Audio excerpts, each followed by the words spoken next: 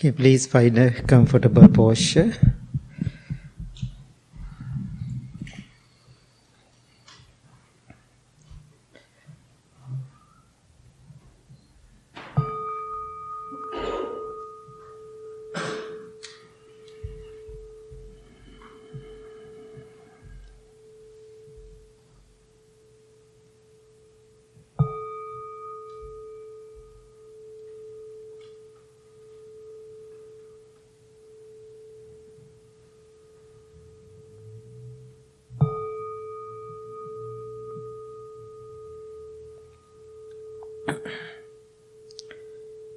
Take few deep, long breaths.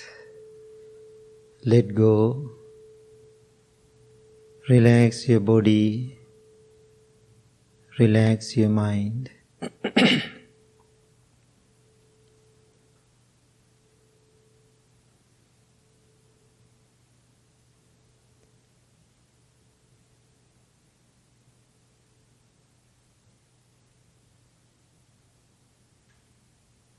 Experience relaxation and peace. Feel harmony with your body. Feel close to yourself.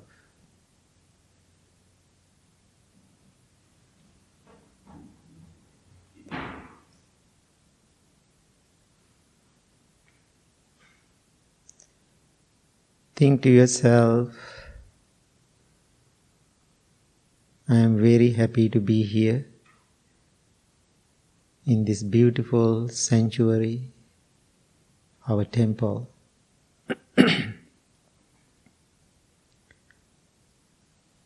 Being in this physical place, our temple, we are going to make our minds like temple inside us. That is the purpose you all are here in this morning. Having that thought in your mind, send your loving thoughts towards yourself, thinking, may I be well, may I be happy, may I be peaceful.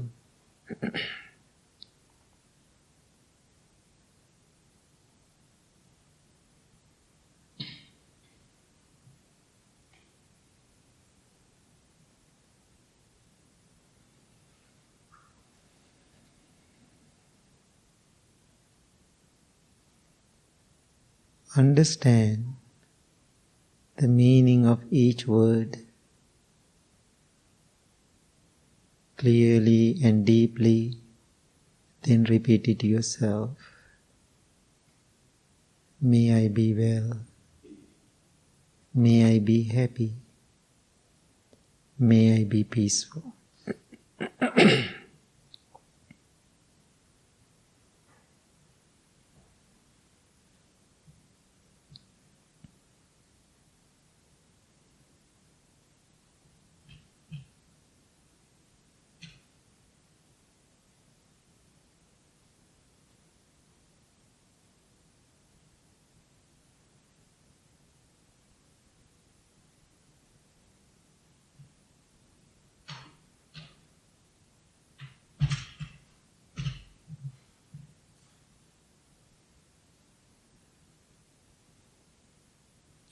If you know how to love yourself, it is much easier for you to love others.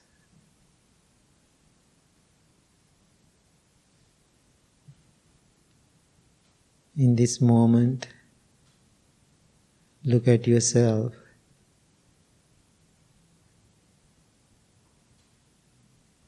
With love and respect. Think to yourself how much my practice will affect to the external world.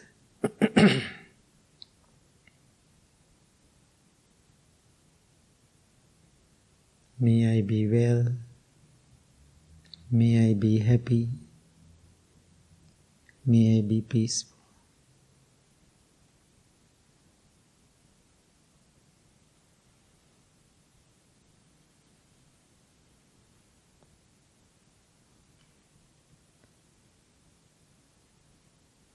Now send your loving thoughts towards your family.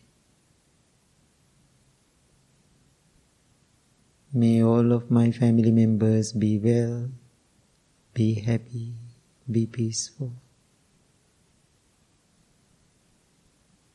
My parents, grandparents, brothers and sisters, whoever you call family, think of them. You can imagine their smiling faces.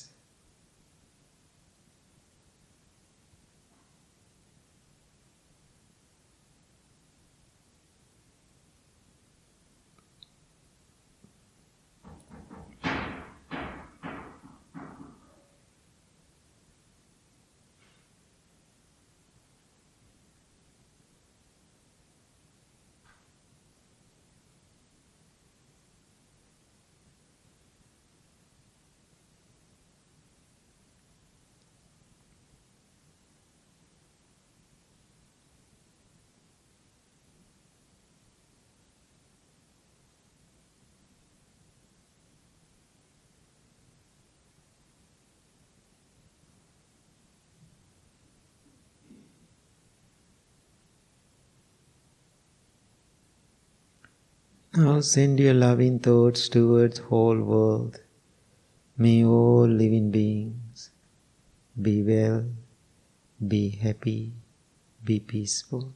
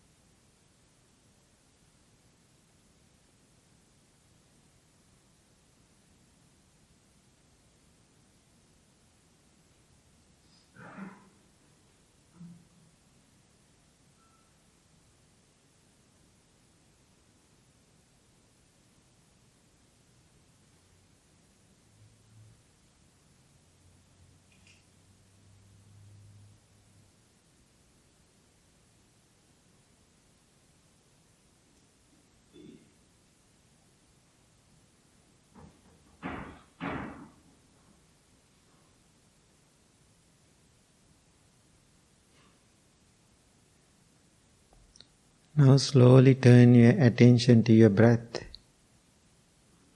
Every breath you take in, you take out is taken mindfully. Focus on your natural, ordinary breaths.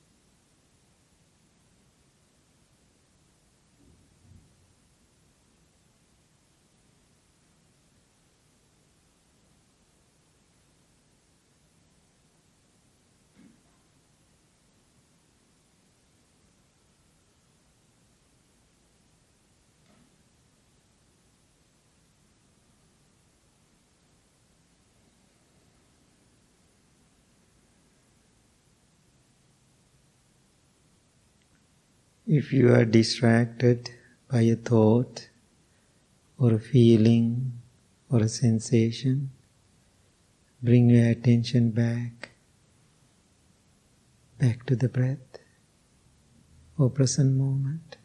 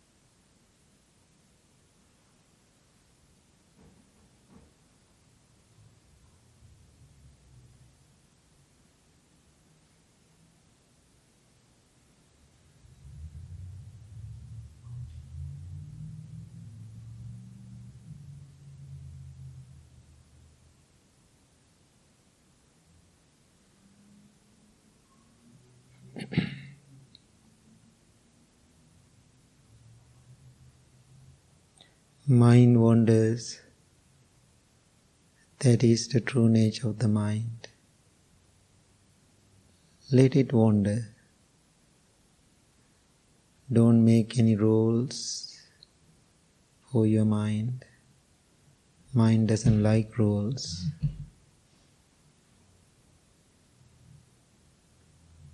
But be a silent observer, observing what is coming and what is going, without reacting to them, without clinging to them or pushing them away.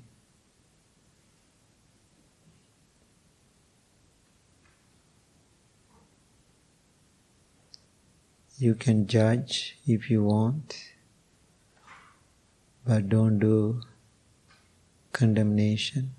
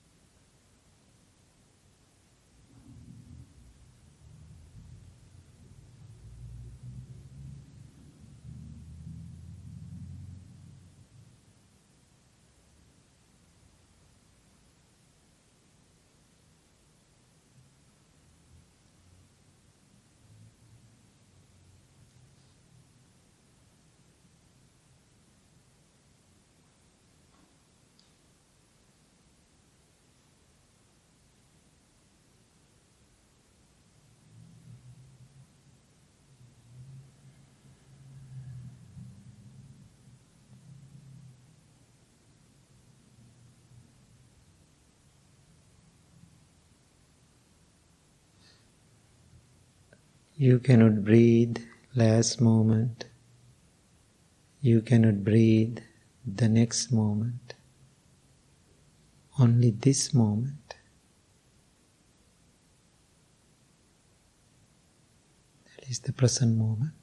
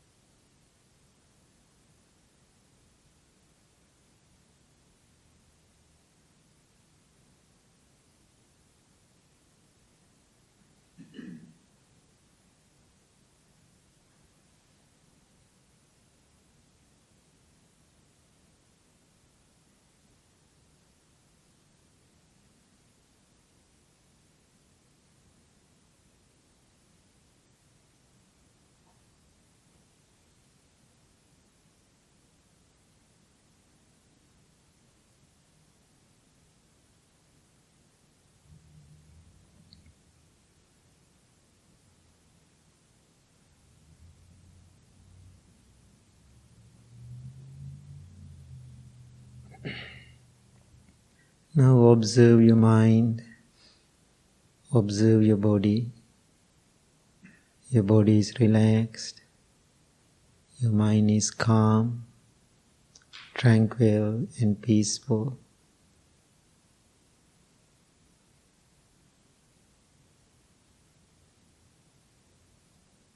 Make a strong determination to practice every day, regularly, with diligence and patience. Understand how important this meditation practice. Keep yourself well, happy, peaceful and balanced. Now bring your palms together close to your heart.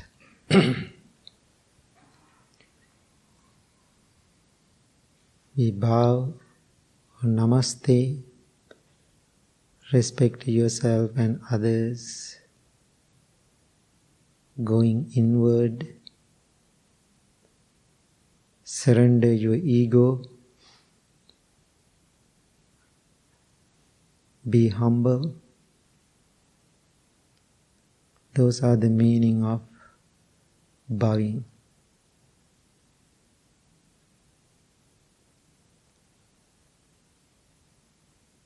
Try to maintain those qualities in your lives.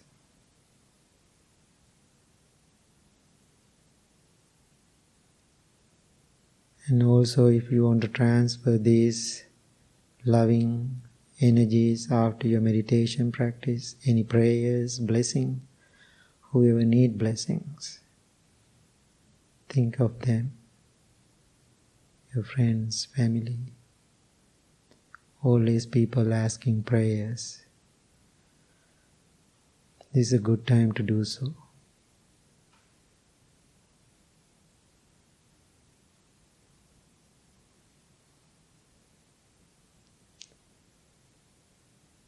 May peace be with you.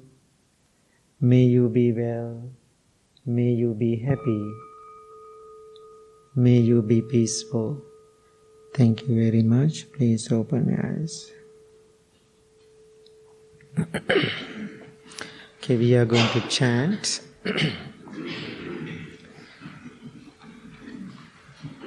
Namo tassa bhagavato arahato samma sambuddhassa. Namo tassa bhagavato arahato samma sambuddhassa. Namo tassa bhagavato arahato samma sambuddhassa. Buddhaṃ saraṇaṃ gacchāmi. Dhammaṃ saraṇaṃ gacchāmi. Sanghang saranang gacchami. Dutiyampi buddhang saranang gacchami. Dutiyampi dhammang saranang gacchami. Dutiyampi sanghang saranang gacchami. Tatiyampi buddhang saranang gacchami. Tatiyampi dhammang saranang gacchami. Tatiyampi sanghang saranang gacchami. Anicca vata sankhara uppadavaya dhammi uppajjitva nirujjanti tesang upa samosukho sabbe satta anigga hontu sabbe satta abhyapajja hontu sabbe satta anigga hontu sabbe satta sukhiyatanang pariharantu. Mano pubbangama dhamma mano setta manomaya manasace paduttena bhasativa karotiva tato nang dukkha manveti cangkang vahato padang mano pubbangama dhamma mano setta manomaya manasace pasannena vasativa karotiva tato nang sukha manveti chayava anapayini.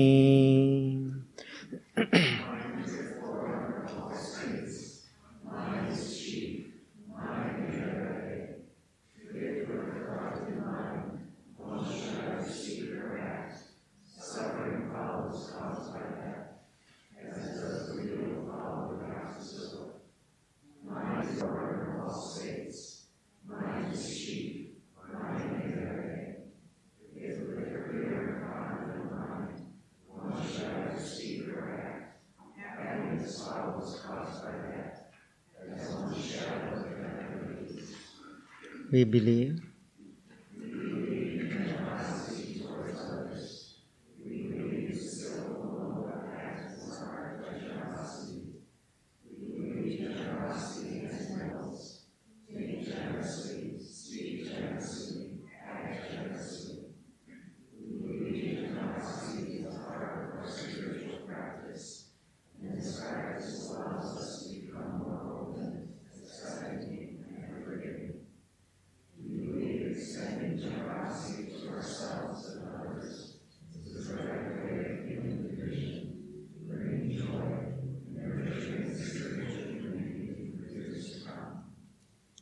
my wish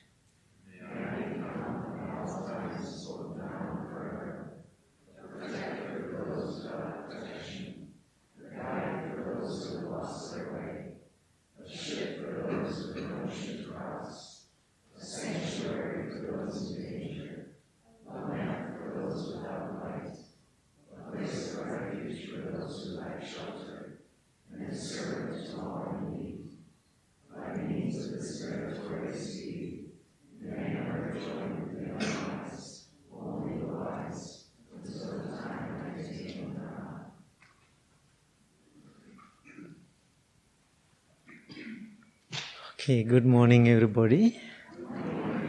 Happy to see you all. So still I'm going through jet lag. So I feel in my eyes. So anyway, 2 days ago I came home, and next day morning, I came 10:30, around 11 at night. Then next day around 5 I woke up and I had to get ready to go to Chicago because Northwestern, they did the interview about kidney donation. Interview was 3 hours. So when I go there, I can see everybody setting up all the big cameras and lights and everybody running all over and getting ready for that. And I'm kind of so used to those things now in my life. And so then I can see lots of papers and everybody's reading and preparing myself. And the person who interviewed me, he asked me, "Oh my God, are you nervous?" So I said, "No." And so, then he said, "And where's your notes? Do you have any notes?" I said, "Sorry, I don't." And so I just have my bag. I just stand up in front of him. Then he asked me how you are going to share. So then I said, I'm going to share my heart. To share my heart, I don't want to have a note. So then they asked a couple of questions before I go to the interview. Then he asked me, "Do you know what you are going to say?" I said, "Right now I don't." And I said, "I don't. This is how I say it." I said, "Universe will guide me what to say. Let's start." So then anyway, so he said that kind of attitude helped him so much to relax and to do it. So my point, when we are sharing heart, everything in our heart, so no need to have written down. I know people are writing things, it's totally fine, but I cannot do that job. I never did that. But I have some ideas what I'm going to say. So anyway, so traveling again, I was in Sri Lanka and celebrating, my mother was sick, and also we were celebrating her 80th birthday. And then I went to Vietnam for 14 days, and there were 14 people with me and doing retreat and traveling, visiting all the holy temples and things. Very interesting journey. So lots of things to consider and think and see what I experienced in that country. So I know it is 60s because of the war.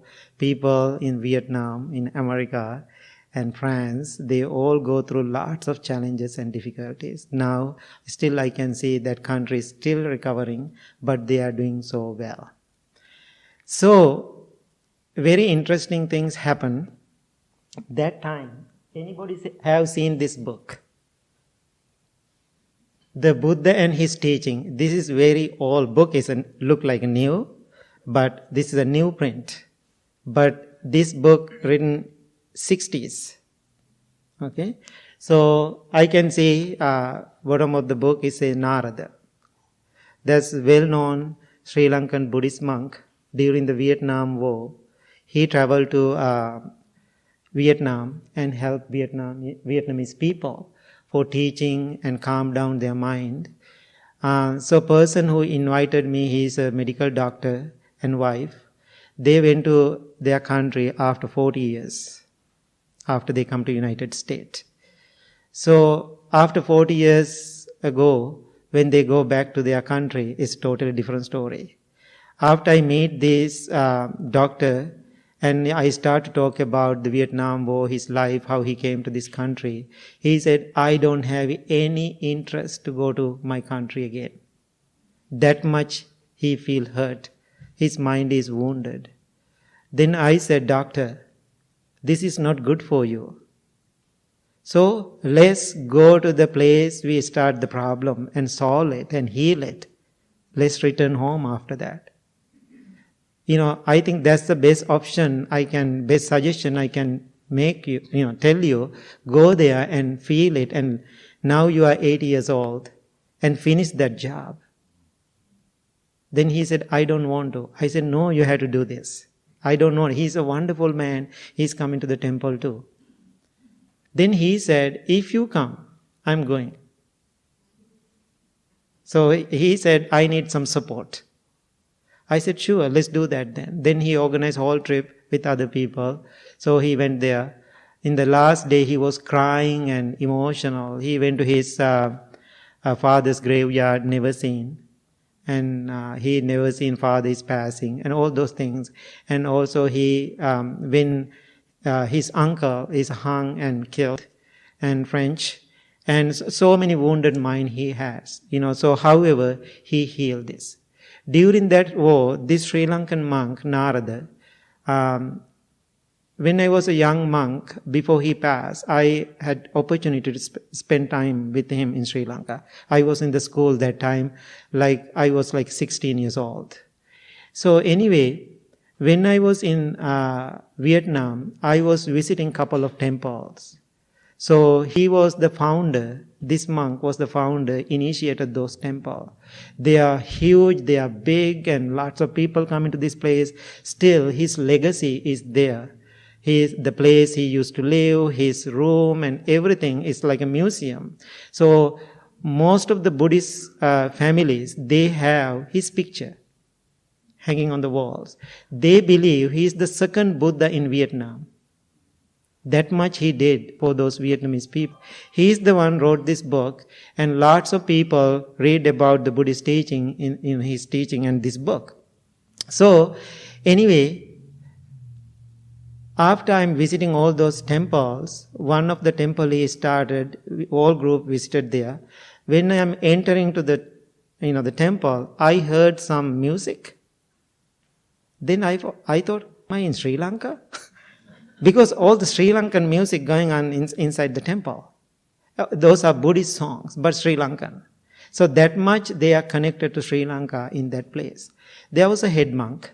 He came, maybe his 70s, and he was sitting there and started to kind of teaching and start to talk. The group who were with me, they are well-educated, very well-educated people. And also they are good practitioners.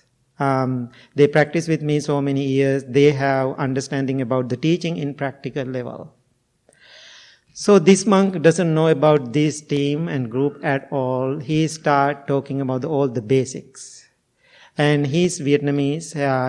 Like me, this is his second language. So he's using English. So then he said, you, that's what he said, doing like this. Right? And people are so used to me different ways. Now this monk is very bossy. Right? And telling and actually advising, pointing the fingers like this. You guys has to believe what I'm going to say. Believe first. Believe it. He's keep using that word, believe it, believe it, believe it. Now American people, I'm asking you, when I'm telling you, believe it. I think everybody get up and kind of bye. We are leaving, right? So I understand your culture now. So he's keep telling. He's innocent, his heart is pure, but he's keep pushing these American people to believe something. I can see everybody's eyes. And they don't know what to do, and everybody's kind of shutting down. But this Vietnamese doctor, he's a medical doctor, he is ready to argue. He said, no, this is the way. Now he's talking in Vietnam language, try to explain to him. That monk said, no, you have to believe me. Now everybody was so upset after that. But I can see, same time, this monk's heart is pure and kind and beautiful. But his words are very rough Because of the language, he doesn't know the proper word, but he's trying to convince people. So then, where he was talking, then certain things, the teaching he is giving to people, I realize they are very academical. Lots of information, intellectual, lots of information. For me personally, I know all those things. I was reading in the books many years. Right? I have all the memories. I know those things. Not a big deal for me. But it doesn't make any sense to these people. Why?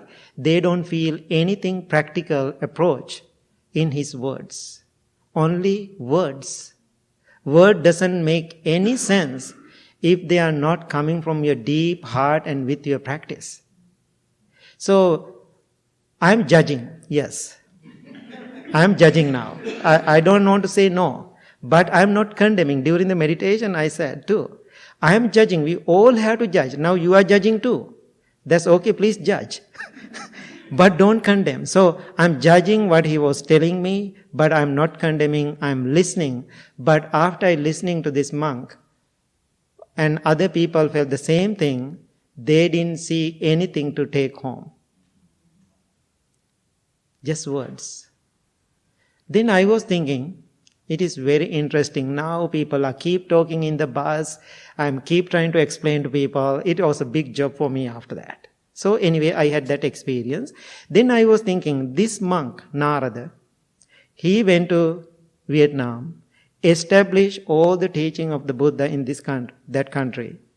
But maybe 50, 60, 70 years later, what is the story now? His legacy is there. Perfectly they preserve everything. But teaching is not. It is kind of sad. Temple is so beautiful. Gigantic Buddha statue. Gigantic stupa. Gigantic. Everything is big. Lots of people. So, then after that, then we were driving, long drive, 500 miles. We went to a temple, very old temple, where famous celebrity monk who recently passed away, Thich Nhat Hanh, who became a monk. We went to that temple. The place he became a monk and place he passed away. He was in California and France. Finally, for his last breath, he went to Vietnam. That's the place he became a monk. He passed away. Now his remains are there. I post some pictures on the Facebook too. Some people already saw that. So I can see his pictures are there. History is there. All the people keep coming and bowing to him, his remains, his picture, and praying. There was a person speaking English, little English. I asked, why you are bowing to this monk? He said, I am bowing to this monk for good luck. I am bowing to Thich Nhat Hanh remains for what? Is good luck. Now everybody in this country love Thich Nhat Hanh, that monk. Lots of books from him. Now after his death, now people in Vietnam, I'm not telling you that's wrong or bad. My observation, what they are doing now, keeping his remain, nice altar. Every day they are bowing to him. Then what is the purpose of their bowing? For good fortune, good luck. Then that man said, he said his own words, I translate it, he said he's a saint. He's a saint now. He's elevated the sainthood. Now, when he was alive, when he is traveling all over the world, during difficult time, what he was doing here in this country and all over the world, everybody knows that, what he did. Creating peace, giving the teaching, giving the dharma, giving the wisdom. How much you learn from Thich Nhat Hanh? Books. Now what happened after his death? Now they are praying to him. Now, another word they use, now he is a divine being. I said, oh my God. That's what I was thinking myself. He said, he's a divine being. He's divine. He's a heaven. Now they are believing he's heavenly being. He's helping us. I don't think that is the mission of Thich Nhat Hanh. Now, that's what people are doing now. It's very interesting to me. Then I was thinking about myself.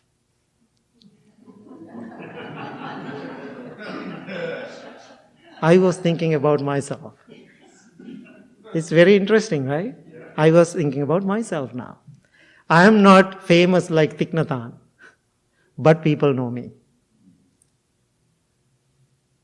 The day I came to Woodstock, only purpose I had in my mind, how I am going to bring the Buddha to Woodstock.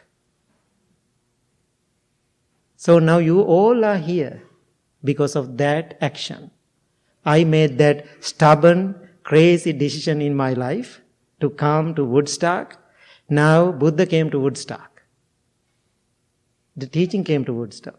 That's why you all are here. Yesterday, somebody asked me, Bhante, first time I was so interested about the meditation, I was searching temples near me. Then he said, Blue Lotus pop up. Oh my God, right there, my neighborhood, the temple. He said, I cannot even believe it. We have a temple in Woodstock. That's how I came to this place first. I know he's a good person, good practitioner. He asked me, Bhante, I'm so grateful what you did. All the monastic here, all the members of the Blue Lotus, what we created in Woodstock, I'm so grateful for that. My gratitude for you, is there anything I can do for you? I can do for the temple. Please let me know anything if you want for the temple or you. I can say big check. I need the big check, right? I can say that. Please write me a big check. Maybe that's what he wants to hear. But I said, only thing I want from you, please come and practice at the temple. He was kind of looking at me, kind of disappointed. Why? That's not he was accepting, and that's not what he wants to hear. He was thinking maybe, oh, please help me for this, please help me with that. I said, what I really want from you is practice. But that's not what you want to hear. So what I'm asking you today, I know one day I will live. One day they will live. One day you all will live. But whatever we did it here still has to remain. Whether I am here, whether they are here, you are here, doesn't matter. We have to keep this teaching here. So, I didn't start this place to have training courses, academical classes, and intellectual discussion. If you want to do that, perfect, please do it. Nothing wrong with that. So after you do all those, the informational talk and experiences here in this place, if you are not applying this teaching to your practical daily practice, those information is useless. It's useless. One of the professors, when I was in the school, he was teaching me. He's a great teacher. Recently, he called me and said, actually first he sent me a text message and said, Bhante, I want to talk to you. So I called him. This man just retired and crying. I asked, I don't want to say the name. People know his name very well. And I said, what's going on? He said, I'm so depressed. He was talking about his issues. As a world religion professor, when he comes to the Buddhist teachings, he's perfect. He can give all the teaching A to Z. He has all the memories. He knows all the teachings. He was doing a great job when I was in the school. Now, his age, all the things he studied, all the books he was reading, he cannot apply. So I don't want to see it is happening to you. I don't want to see it is happening to me. It is happening to them. I'm always believing whether I am here or not, whether these monks are here or not. If you all are practicing every single day, taking care of yourself, this temple will exist forever. That's why Buddha didn't make a leader after him. Why? People are imperfect. So therefore Buddha was thinking, I don't want to make a leader because people are imperfect. Then Buddha said to attendant Ananda, if you need a leader, who is the leader? My dharma, my teaching, whatever I was teaching you, those are going to be your leader, your guru. Now think about what happened to all the gurus in the world. Now think about all the yoga gurus. Now think about all the spiritual teachers, what is happening to them. Teaching is a one thing, practice is totally different. Maybe it will happen to me. So why I am talking about that? What happened one day if people, after I die, people come to the Blue Lotus temple, if I become a saint, I will come from the heaven and kick you all. If you believe I'm in the heaven, I will come down from the heaven. I will kick you all. Get out from this temple. This is not the purpose of this temple. So therefore, don't pray to me after one day I die. Totally forget about me. But don't forget whatever we were teaching here, whatever we were practicing here, don't forget that.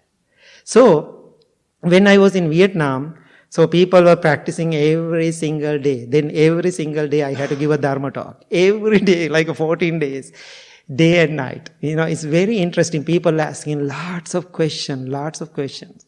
So one person asked, he came with her wife. Wife knows me really well from Pennsylvania. And husband said, this is my first time I am doing meditation. I am so interested to learn more. Then he so opened his mind and heart to learn. Then I was giving the teaching and, then he asked a question. Now I am confused. I asked why. There are so many meditation techniques. What is the best one for me? I said, I don't know. How do I know best thing for you? Just keep trying. So then he said, when I'm listening, when I'm reading every night about the different meditation techniques, I am so confused. I don't know this is work for me or not.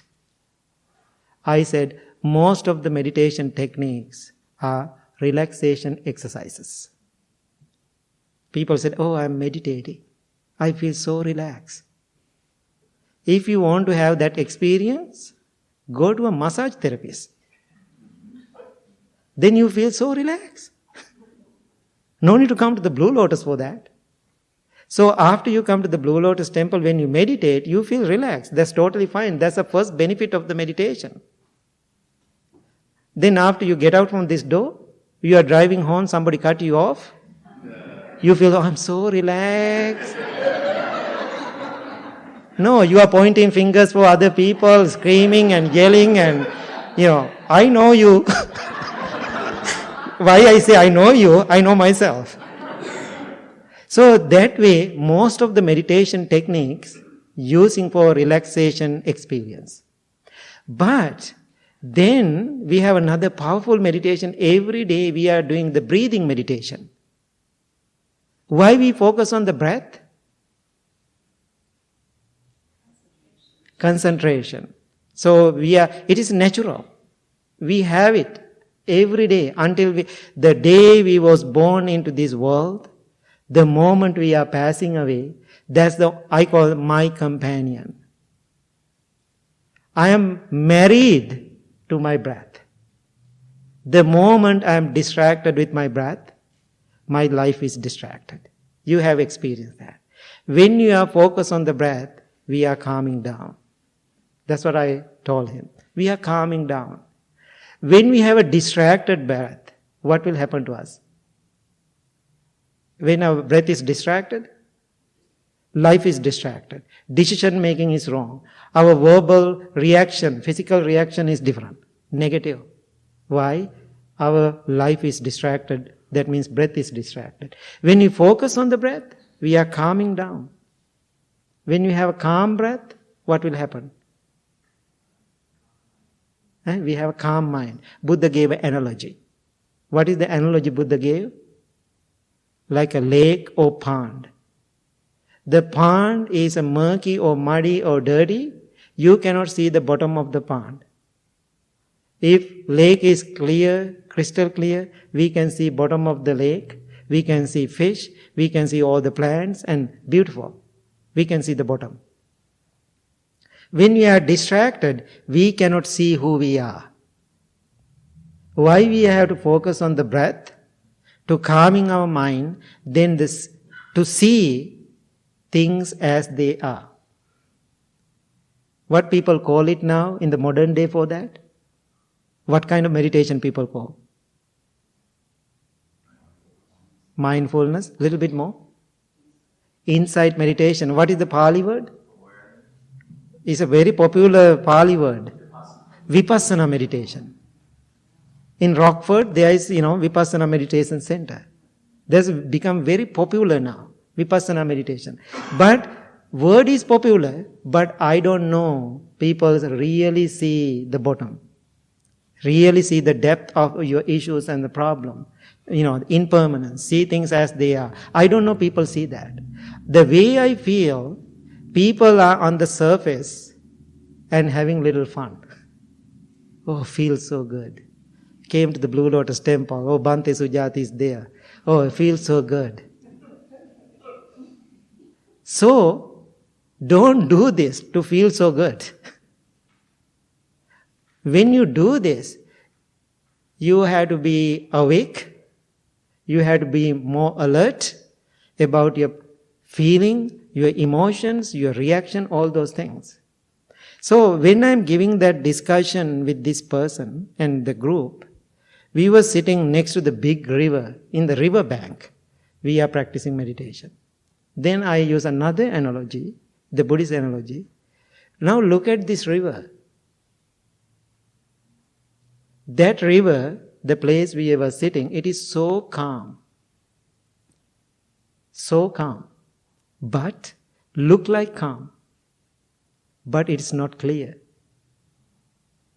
This makes sense? I said, look at this river. The water is dark. But look calm. Then I can see in the meditation community, people act calm. But inside, what is going on inside? Boiling. Inside is boiling. Our human nature, why? I know how to do that. That's why I'm telling you. I'm not lying. I know how to do that. Even I'm boiling inside. I can punch somebody.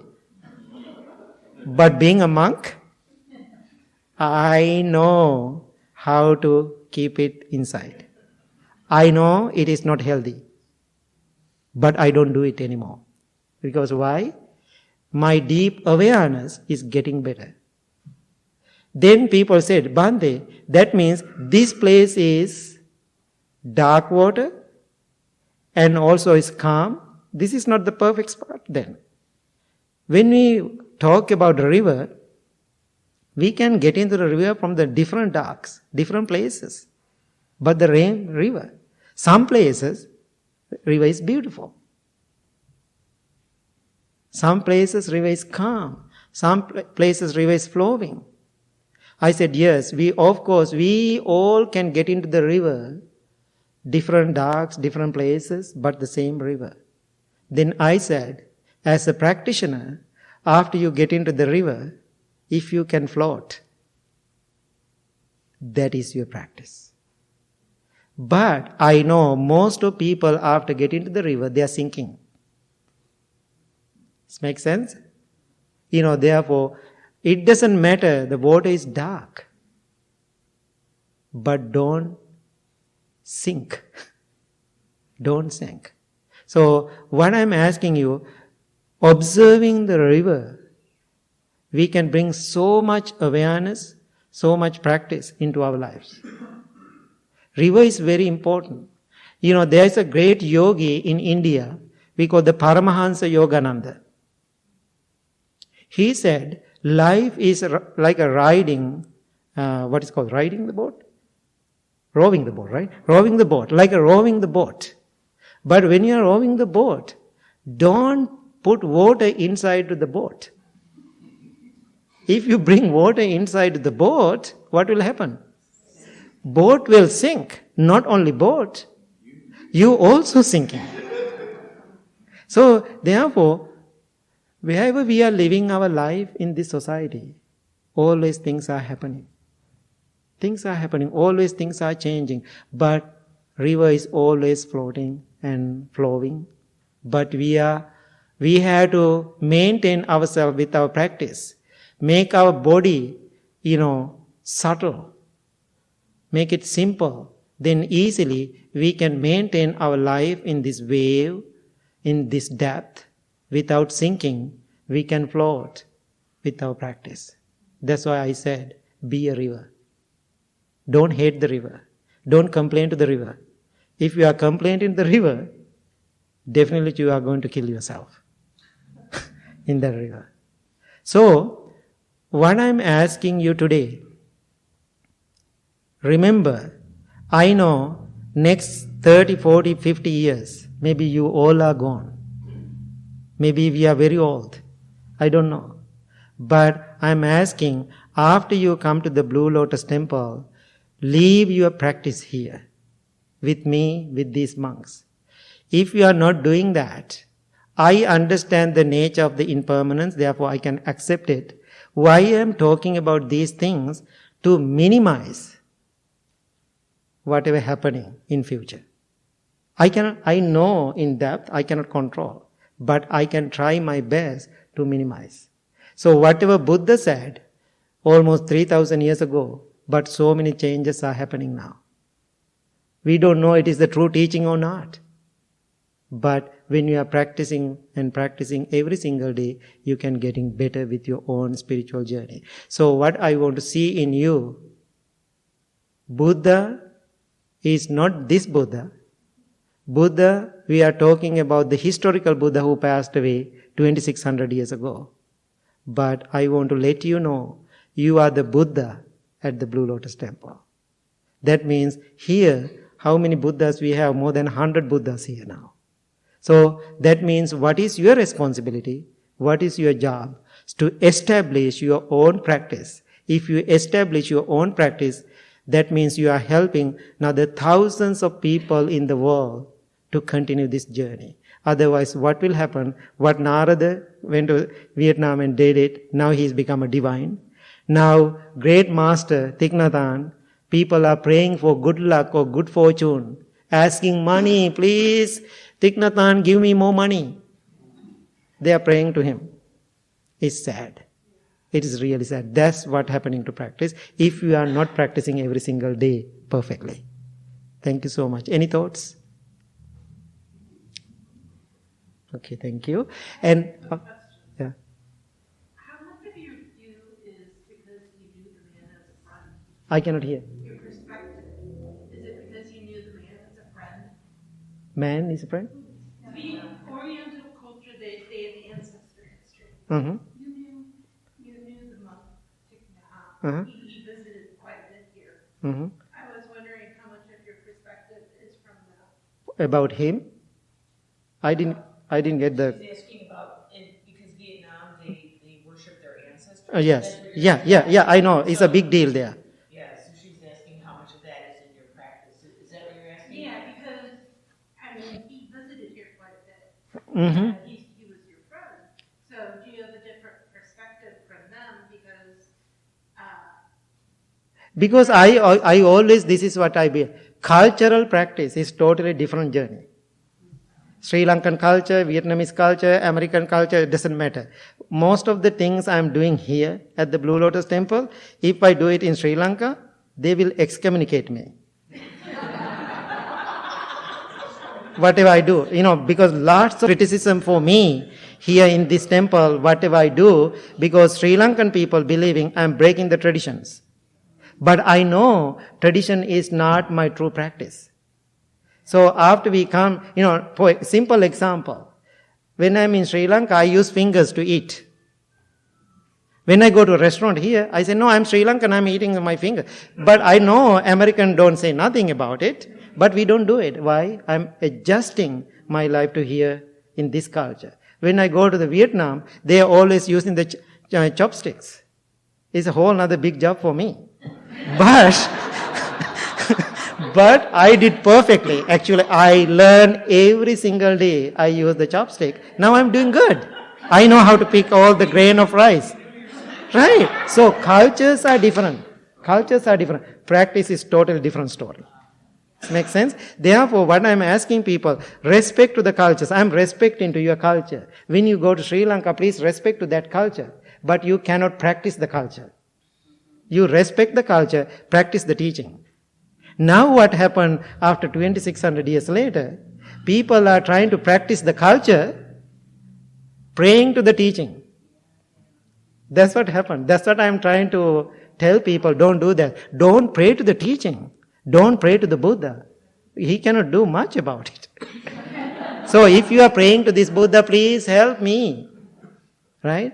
Buddha just sitting there quietly and he doesn't say nothing. And then definitely he is thinking, you are foolish. Maybe he's thinking, right? So therefore, please practice. That's what I want to tell. Okay, Badhiya. Yeah. One quick question. When you say leave your practice here with us, Mm-hmm. can you expound on that a little more? So that means continue your own practice. That's what I'm asking. Do your own practice. I think that's the biggest help you can do to the temple. I know I'm asking you donation after this, right? That's the different story. But without that, we cannot keep these lights on, right? But if you lose the practice, it's really sad. Now I can tell you, my home temple, we all know, I'm the first student. After me, so many hundreds of students became monks, and it's a big school now. Now I can see 40 years, my monk life, when I go back to my home temple, really disappointing. If we're leaving our practice here, how are we taking it with us? So you are not taking with you. So that means I'm asking you to practice, then leave that energy here. So then when you do your practice, then other people learn from you, this is the true nature of the Blue Lotus Temple, this is the mission. So, live your practice. Your practice. So that's a good word. But, when I say leave your practice, that means I'm asking, leave your energy here in this space. Right. Right. Okay. So, Badhiya, could you please? Yeah. So we have a special announcement. I will say a few words about it later. So you want to tell first? You want to have a microphone?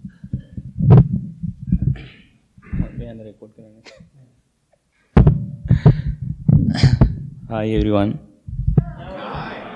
Good morning. My name is Bante Badhiya. So regular people know me very well. So new people, hi. Happy to see you all.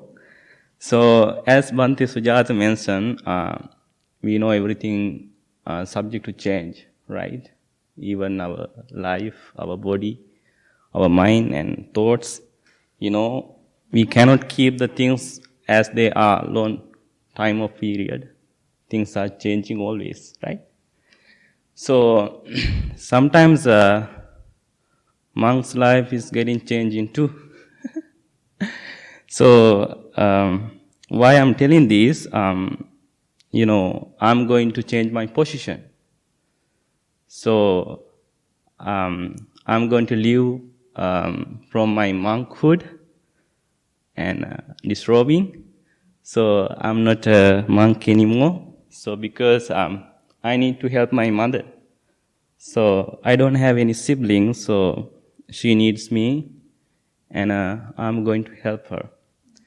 So, I want to take a time to tell everyone, thank you so much for your support and help. You have done a lot of things to me. I'm so grateful for those things.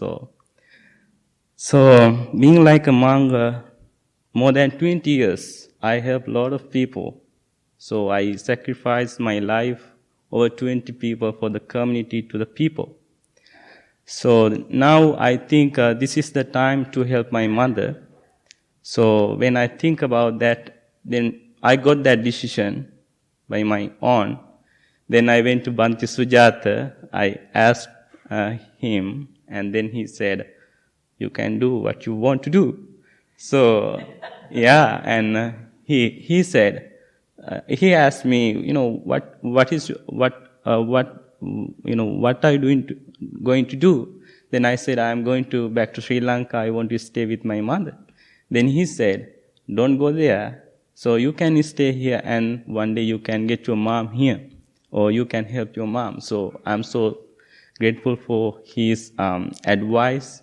Always he was, behind me, helped me lots. So he's like a father to me, and mother to me. I haven't seen my father in my life. When I was womb, my father passed away. So my Sujata, Bhante Sujata, he always like a father to me. So thank you so much, Bhante Sujata. And also, I want to thank to all of the monks. Bhante Assaji and I became to monk together, same time, same day. He made me so many trouble, always. So, no. And he always, around me, we learn together, we work as a teacher together in same staff in Sri Lanka. So, and also Bhante Amita, thank you so much for your support. You helped me lots. And also, my dear friends, thank you so much. You are kind and wonderful help. So I think I came here 2015. When I got here, I didn't know any English words. My teacher, my first teacher, I think so many people know Nancy May.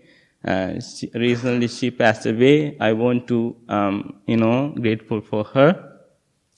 And also, Marty and, some people, Eric, and they taught me English language. So, and other people who come here and they listen me very mindfully what I'm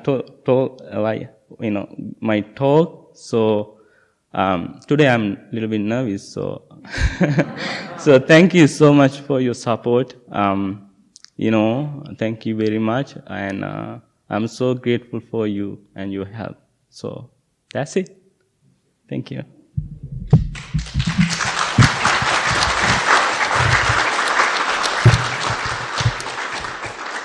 So he said, I'm look like a father, but I'm very happy I didn't become a father. I know being a mother or being a father, how difficult it is, emotionally and physically. And so, after inviting these monks to here in this country, it is a whole project for me. So, the Blue Lotus Temple members, they don't know what is the behind the show, behind the screen. Lots of work for me to especially bring monks to this temple. Bringing a monk to this temple is not an easy job. So bringing a monk to the Sri Lankan temple, easy, simple. Why? Their own culture, their own language, everything is same. No big difference. But bringing a monk here is a whole full-time work and project for me. So the way I feel, easily I can feel disappointed, but I don't want to. But I think I have enough pain and suffering in my life. I don't want to add one more into it. Right? So, I call sometime Badhya. We are very close friends. I call sometime my boyfriend. And actually, even they are respecting to me. I'm very senior to them. But the way I'm living with them, like two friends, like two brothers. We are joking, we are funny all the time. And I know myself and him had a really good time. So he's a very grateful person. I'm so grateful to him. He was a good teacher. He has a great knowledge. I think even he's leaving the robe, I don't believe he's leaving his practice. This makes sense, right? So I know he didn't see his father. As he said, his father passed away when he was in the mother's womb. I know the mother personally, and she's living by herself. When she was 19, the mother was pregnant. But all her life, she used to live by herself. So now as an adult, he feels he wants to support. I said, that's your vision. You have my permission. I was thinking different ways, but this is the one decision he wants to make. I will respect to that. So then he said, I want to tell everybody in front of people, it is not something wrong I'm doing. So that's what he did today. So therefore we all can be grateful to him. We can wish him really good future. Anytime if you want to come back, this temple doors open to him. Because the way he did things here in this place, beyond my words. So I'm so grateful to you. Thank you so much. I don't know to cry. Tyler? I'm up here. Okay. Good morning, everybody. Oh, so much to unpack. So much to unpack. I'm going to have a private conversation with Rebecca in front of all of you. So Rebecca, you and I, maybe 2 weeks ago, were on the phone, and we were talking about getting some more support around here with volunteers and a possible new board member or two. And we should just rip up all those plans because Bhante perfectly demonstrated why there are so few of us who can actually function well around here behind the scenes. Because you have to be able to listen to a guy talk about tear this place down before you ever make me a saint, and don't ever come worship me. You have to be able to hear that, and then get a call at like 10 o'clock. Do you think people would buy a bobblehead of me if we put it in the gift store?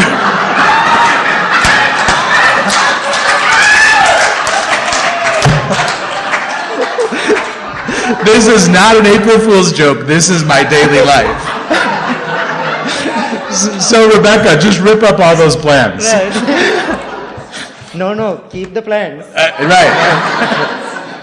Secondly, otherwise you are out. Secondly, Bhante talks about keeping all of his frustration in. That's not true. He just has a small tribe of people he releases it to, so the rest of you aren't affected by it. So that's the second thing I'm going to clear up. And third, Bhante, the next time somebody wants to write you a check, you send them to me and keep your mouth shut, because we got to pay the bills around here.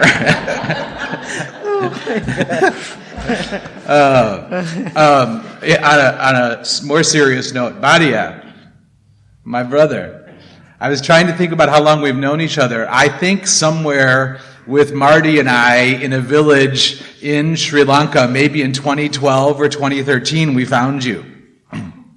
That could be true. But what I know is that my beard wasn't white and you couldn't grow one. That's how long we've known each other. So it's been a while. And what I want to really talk about is you guys are witnessing something that is very unusual for the Blue Lotus. It is not common that we have this. Typically, what has historically happened around here, we've had lots of monks come and go.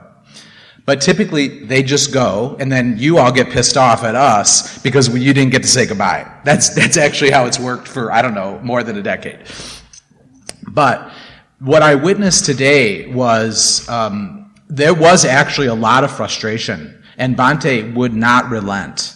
He would not let us say goodbye. There was no ceremony or celebration when that happened. There was a 1-minute announcement as the baskets were being passed, and that was it. And we fought him, and you fought him, and we said, why is this like this? And he constantly said, because you better not be here for us. You better be here for the teachings and for your own practice. And he was adamant that we not fall in love with these guys, but we fall in love with our practice. He was adamant about it, and he was adamant that this place was not about them, but it was about us and the way we practice here. And he has lived so true to that. However, what I'm watching evolve is, so like he joked that he would be excommunicated if Sri Lankans knew what he did here. What I'm watching him do is actually steer us to the middle path, because he actually was hearing us. And he has deepened his understanding of how we operate. Like he understands that if you say, believe me, we'll all walk out of the room. I think that what you're also witnessing is there is this great graceful middle where we can understand that this place is about our practice, and it is about our teachings, and it is not about these guys.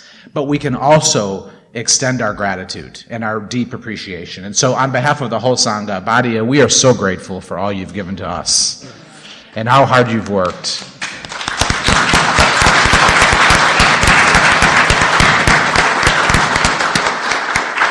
And Bhante, I just wanted to thank you for letting us say goodbye and letting us do this, because there really is a beautiful, you've brought us to the middle path, which is the core teaching, and so we're really grateful. A few announcements. We have some baskets to pass. I think they're being passed because unlike Bhante, who turns down the check, we do need to pay the bills around here. So we're really grateful for any way that you can contribute, whether that be with your money or your heart or your hands or your time. We're just so grateful for all of it. Marty, partly the reason that Bhadia has been such a gift to us is because of you. And so we're glad you're here. And thank you so much for all of the monks. I don't know, can you count them all, how many you've taught? So many. So we're really grateful to you, because I think you and I have talked about this a number of times. Often when these guys arrive, we know they're full of wisdom, but they're like a lion stuck in the cage at Brookfield Zoo. And English is the key that lets them out of that cage and allows them to interact with us. So we're just so grateful to you and for all the people who've helped them, whether it be teaching them English literally like in a classroom setting, or just hanging out with them and speaking like American fast, and then they have no idea what you've said, and then they come to like freak out, and then they have to figure it out, and eventually they get better and better and better. So just thank you for all that, and everybody, please keep doing that. We're going to keep having monks arrive that need that help. So please keep interacting with them and being yourself, and allowing them to witness us so that we can witness them, and then we form a relationship together. It's really healthy. Next Saturday, April 8th, from 4 to 6, we'll be having an all-you-can-eat vegan and gluten-free buffet here at the temple. Please register online. 100% of the proceeds will go to the Blue Lotus and our monastics. And then our next big event is Saturday, May 13th. This is going to be from 4 to 7 p.m. This is our annual Wasaka Day or Buddha Day celebration. This is our hallmark event of the year. We'd be really grateful to have you here. It is a wonderful time. It is regularly standing room only, so please keep paying attention to when we start and get here early so we can all be together. We're going to have our big parade around the square, and we will need a lot of hearts and hands to help make this event possible. So if you could, first of all, consider volunteering your time. We'll need some assistance with that, and you'll be hearing some more announcements. But specifically, we have a large group of monastics coming to celebrate with us, and we need to support them in getting them here, their travel expenses, their food, their lodging. And so we do ask people, if you're interested, if you could sponsor a monk or part of a monk. We have a sponsor sign-up sheet in the next room. Please consider helping one of the monks travel here so that we can all celebrate together. We'd be really grateful. That's it. Thanks, everybody. Welcome new people. Can we have anybody raise their hand as they're new? We can welcome you. Tyler, are you going to have the entrance making of that? I think that we will. I just don't know what the announcements are for that yet. But yes, I think we will. We always do, and we need lots of help for that, so we'd be grateful. Any new people? Raise your hand. Wow, we're all old-timers here today. That's amazing. Yes. Incredible. All right. Well, thanks, everybody, Thank for you. coming. We're so grateful to all of you. Please Thank you, stand monks. up.